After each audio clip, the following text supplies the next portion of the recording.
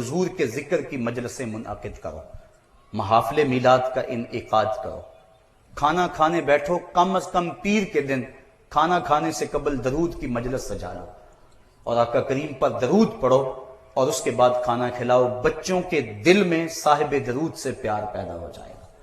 تو یہ والدین کی کوشش اور ذمہ داری ہے کہ وہ اپنے اولاد کے دل میں حضور کا پیار بٹھائے۔ وَحُبِّ اہل بیت ہی، اور حضور علیہ السلام کے اہل بیت کا پیار بچوں کے سینے میں ڈالا جائے، یہ سکھایا جائے۔ اولاد کا حق ہے والدین کے ذمہ۔ تو وہ کس طرح ہوگا کہ اہل بیت رسول کے مناقب بیان کیے جائیں، ان کے فضائل بیان کیے جائیں۔ کتب صحاح میں اور جتنی بھی احادیث کی کتب موجود ہیں ان میں جہاں باقی چیزیں، مسائل، شریعت کے معاملات، حلال و حرام بیان کیے گئے ہیں، وہاں اہل بیت، صحابہ رضوان اللہ علیہم اجمعین اور اچھے لوگوں کے فضائل، انبیاء کے فضائل بیان کیے گئے ہیں۔ اور کسی چیز کا تذکرہ محبت سے ہو تو بندے کا اس کی سمت میلان ہو جاتا ہے۔ تیسرا حق، اس کو قرآن کی تلاوت کرنا سکھاؤ۔ چھین لو ان کے ہاتھوں سے ناول، چھین لو ان کے ہاتھوں سے گانوں اور فلموں کی سیڑیاں، ان کے ہاتھوں میں اللہ کا قرآن دے دو، مصطفیٰ کی حدیث دے دو، اسلامی تاریخ دو، حضور کی سیرت کی کتابیں ان کے ہاتھوں میں تھما دو۔ ان کی خلوتوں پہ، ان کی جلوتوں پہ غور کرو، ان کی دوستیوں پہ غور کرو کہ ان کی دوستیاں برے لوگوں کے ساتھ تو نہیں ہیں، دین بیزار طبقے کے ساتھ ان کا بیٹھنا اٹھنا تو نہیں ہے جو دین سے انہیں دور کر دیں گے، کیونکہ المرء علی دین خلیلہ فلینظر احدکم من یخالل، فرمایا ہر شخص اپنے دوست کے دین پہ ہوتا ہے۔ ہر بندہ کسی سے دوستی لگانے سے قبل دیکھے کہ اس دوست کا دین کیا ہے۔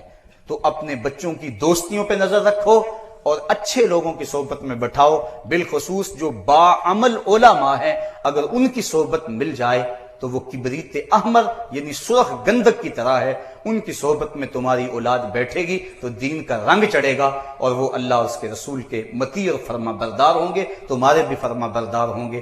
اس لیے فرمایا اپنی اولاد کو قرآن مجید کی تلاوت سکھاؤ، یہ وہ تحفہ ہے جو تم اپنی اولاد کو دے کے جا سکتے ہو۔ اور اگر تم نے اپنی اولاد کو یہ نہیں دیا تو کیا دیا؟ حضور علیہ السلام نے ارشاد فرمایا کہ اپنی اولاد کو ادب کی ایک بات سکھانا، ایک سا یعنی 4.5 سیر غلہ اللہ کی راہ میں خیرات کرنے سے زیادہ فضیلت والی بات ہے۔ نوافل کے اندر مشغول ہونے سے بہتر یہ ہے کہ اولاد کی اچھی تربیت کی جائے، اولاد کی اچھی تربیت کرنا یہ زیادہ بہتر ہے۔ اور کل قیامت کے دن اولاد کے بارے میں بندے سے پوچھا جائے گا، یہاں فرمایا گیا قوا انفسکم واہلیکم نارا، خود بھی اور اپنے اہل خانہ کو بھی جہنم کی آگ سے بچا لو۔ کل قیامت کے دن اولاد کے بارے میں والد کو پوچھا جائے گا، والدہ کو پوچھا جائے گا۔ اور اس حوالے سے ایک اور اہم بات ہے، اور وہ یہ کہ والد اور والدہ دونوں مل کر بچے کی تربیت کو ادا کرتے ہیں، اس کی تربیت میں حصہ لیتے ہیں، لیکن سب سے زیادہ حصہ بچے کی تربیت کے اندر ماں کا ہے۔ اگر ماں بچے کی تربیت نہ کرنا چاہے تو باپ جو مرضی کرے تو کبھی بھی بچے کی تربیت نہیں ہو سکتی۔ اس لیے ماں کا حق ہے کہ وہ اپنے بچے کی تربیت کے اندر بہت سارا حصہ لے، اس کو اپنے پاس بٹھائے، وقت دے۔ ہم بچے کو سکول بھیج دیا، سکول سے آیا تو ٹیوشن بھیج دیا، اس کے بعد ٹی وی پہ بیٹھ گئے، خرابی ہوگی۔ بچوں کو نہ باپ نے ٹائم دیا نہ ماں نے ٹائم دیا، اور بعد میں بچے بڑے ہو کر ماں باپ کے قریب نہیں ہوتے، ماں باپ بیماری میں تڑپ بھی رہے ہوں، بچے آ کے دوائی لے دینا یہ اپنا فرض سمجھتے ہیں، ان کے پاس بیٹھنا اپنا فرض نہیں سمجھتے ہیں اور وہ اپنے کاموں میں مشغول ہو جاتے ہیں۔ تو اپنی اولاد کو آج وقت دیں، کل تمہاری اولاد تمہیں وقت دے گی۔ اور اپنی اولاد کو دین کی طرف راغب کریں۔ جب بچوں کی بغلوں میں بال اگنے لگے تو ان کو کہو کہ ان کو کھینچنا ہے، موڑنا نہیں۔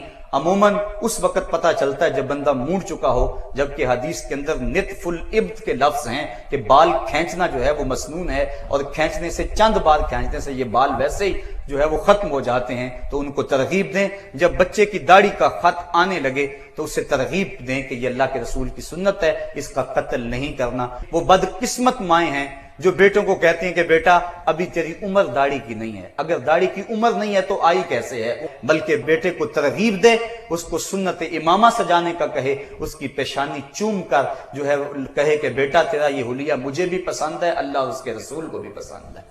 تو پھر حالات کا جبر، زمانے کی تند و تیز ہوائیں بچے کے لیے مسئلہ نہیں بنے گا۔ اس لیے اپنے بچے کی تربیت اس انداز سے کریں۔ ماں اگر بچے کی تربیت میں عملی طور پہ جو ہے وہ جہد مسلسل کرے گی اور کوشش بلیغ کرے گی اور اپنے عمل اور کردار کو پیش کرے گی، تو پھر بیٹا بہترین انسان بن کے دنیا کے سامنے آئے گا۔ آپ کائنات کے اندر جتنے بھی اچھے لوگ دیکھتے ہیں ان کے پیچھے ان کی ماؤں کا ہاتھ ہے۔